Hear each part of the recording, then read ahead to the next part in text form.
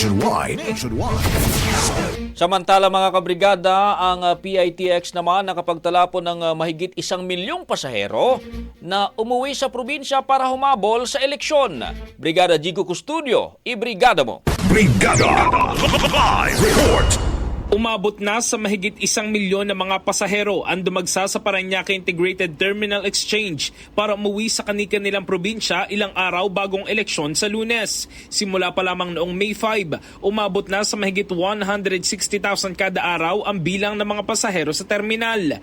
Pinakamarami ang naitala kahapon na nasa mahigit 200,000. As of 5 p.m., umabot na sa mahigit 120,000 ang foot traffic sa terminal. Samantala, fully booked na ang ilang mga biyahe ng bus mula PITX patungong Bicol Region at Visayas. Gayunman, wala naman daw dapat ipaglala ang mga pasahero dahil maraming special permits na inisyu ang LTFRB.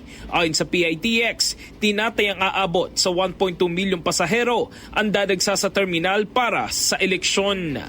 In the heart of changing lives, ako si Brigada Jigo Custodio ng 105.1 Brigada News of Manila, the Music and News Authority.